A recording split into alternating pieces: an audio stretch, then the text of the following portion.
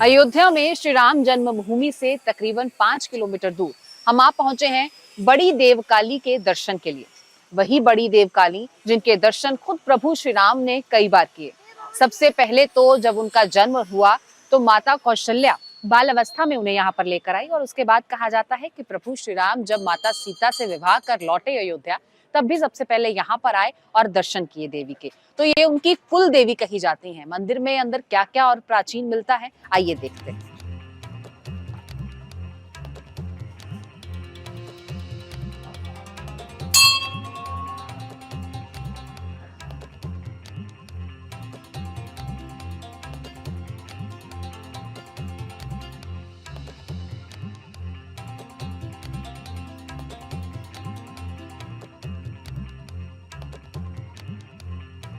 भय प्रकट कृपाला दीन दयाला कौशल्या हितकारी हर्षित महतारी मुनि मनहारी अद्भुत रूप विचारी। प्रभु श्री राम का जब जन्म हुआ उसे कुछ इस तरीके से वर्णित करते हैं श्री रामचरितमानस में तुलसीदास जी। बताते हैं कि जब प्रभु प्रकट हुए, दीनदयाल दुनिया के प्रकट हुए, तो सबका मन उन्होंने मोह लिया, मुनियों का मन मोह लिया। और माता कौशल्या का हर्ष इतना ज्यादा था कि वो खुशी से फूली नहीं समा रही थी। और इस वक्त मैं मौजूद हूँ बड़ी देवकाली मंदिर में, उस गर्भगृह में जहाँ से हमें वो तमाम तस्वीरें साफ दिखाई देती हैं और जो मानस में जिक्र है उन तमाम वाक्या को यहाँ पे किस तरह से दीवारों पर उकेरा गया है वो बहुत ही खूबसूरत है। यहाँ पर प्रभु श्री राम को दिखाया गया है मैया कौशल्या की गोद में। ये तस्वीरें आप देख रहे हैं, उनका खान पान किया जा रहा है।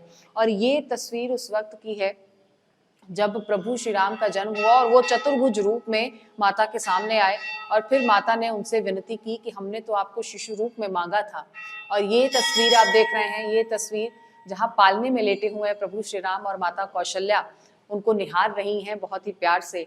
और यहाँ पर उनको भोजन जो है वो परोसा गया है, वो तस्वीर आप देख रहे हैं। यहाँ पर भोजन बनाया गया और यहाँ भोजन उनको परोस दिया गया और प्रभु श्री राम बाल अवस्था में अपना भोजन ग्रहण कर रहे हैं। और ये तमाम जो मूर्तियां यहाँ पर हैं ये माता कौशल्या हैं, ये प्रभु श्री राम बाल अवस्था में यहाँ पर हैं।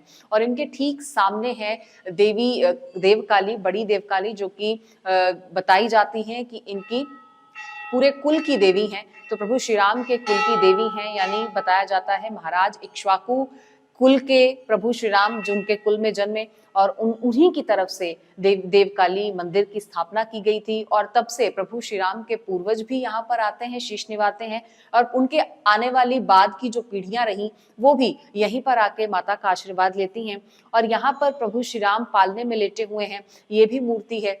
तो ये तमाम चीजें दर्शाती हैं कि बाल्यावस्था में प्रभु श्री राम का जब जन्म हुआ तो माता कौशल्या अपने परिवार समेत यहाँ पर माँ देवकाली के दर्शन के लिए आई थी, क्योंकि ये कुल की देवी हैं। तो यहाँ पर आकर उनके दर्शन किए गए और उनसे प्रार्थना की गई कि आने वाला समय इस शिशु के लिए, यानी प्रभु श्री राम जो कि उनके घर पर पैदा हुए थे, नारायण के अवतार थे, उनके लिए मनोकामनाएं मांगी गई। और तब से अब तक यही प्रथा अयोध्या में बनी आई है। जब भी किसी शिशु का यहाँ पर जन्म होता है तो यहाँ बड़ी देवकाली मंदिर में उसे लाया जाता है और देवी से प्रार्थना की जाती है।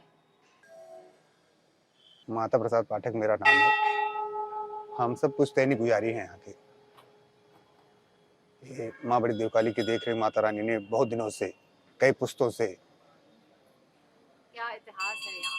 इसका इतिहास है, प्रभु राम जी इनका दर्शन करने आए थे बाल्यावस्था में। जब उनका जन्म हुआ तो उनकी माता कौशल्या, सारजी मैया, सब लोग लाके माँ बड़ी देवकाली का दर्शन कराए। उसके पश्चात, उसके पहले भी उनके पूर्वजों की भी ये देवियाँ हैं। और जब नारायण का अवतार हुआ तो इनका राम भगवान का नाम दे करके प्रभु राम की कुल देवी का दर्जा दे दिया गया, क्योंकि नारायण का अवतार हुआ। इसके पश्चात माता रानी के यहाँ जो भी इस मान्यता से आते हैं प्रभु राम के दर्शन के, वो माँ बड़ी देवकाली का दर्शन करने के बाद ही पूर्ण माना जाता है। इनके पौराणिक कथा यह है कि आज भी जो भी जितने भी शादी विवाह यहाँ पे होते हैं वो पहले माँ का दर्शन करते हैं। जितने भी बच्चों का जन्म होता है 1.25 महीने के बाद माँ का दर्शन करते हैं, उसके पश्चात ही कोई कार्य को करते हैं। इन नारायण की माँ तो है ही हैं, प्रभु श्री राम की। उसके पश्चात सारी देवी देवताओं की भी माँ है, देवताओं की रक्षा की है इन्होंने। और जगत की धारण करने वाली सारी जगत की माँ है। ये आदिशक्ति माँ बड़ी देवकाली है। इनकी माया बड़ी अपरंपार है। प्रभु श्री राम भी इनके आगे बाल अवस्था में दर्शन करके अपने जीवन को धन्य बनाए थे। और कितने ऐसे जिक्र आते हैं कि प्रभु श्री राम यहाँ पर आए थे। एक तो बाल अवस्था में माता कौशल्या बाल अवस्था में आए थे, विवाह के पश्चात आए थे। विवाह के पश्चात जी। जब लौटे थे। जी जी। और यहाँ पर 3 देवियों, श्री महाकाली जी, श्री महालक्ष्मी जी, श्री महासरस्वती जी, ये तीनों देवियां एक ही शिले में विराजमान है। ये उन्हीं की पूर्वजों की ही स्थापित की हुई प्रतिमाएं हैं। राजा रघु, इक्ष्वाकु कुल। उन्हीं के परिवार के थे। राजा दक्ष थे, राजा रघु थे, राजा सुदर्शन थे। उन्हीं के परिवार से ही प्राण प्रतिष्ठित प्रतिमाएं। यानी जितना इतिहास अयोध्या का पुराना है, क्या उतना ही इतिहास इसका पुराना?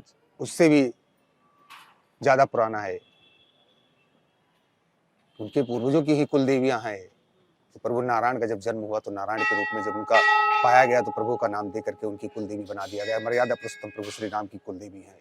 अयोध्या जितनी पुरानी उससे भी पुराना है, क्योंकि प्रभु श्री राम के जन्म से अयोध्या को जाना जाने लगा, उससे पहले का था। ये माँ बड़ी देवकाली जितने समय से अयोध्या का कार्यकाल चल रहा है उतने ही समय का ये भी कार्यकाल है। ये उतना ही पौराणिक कथा है जितना पौराणिक अयोध्या की कथाएं हैं।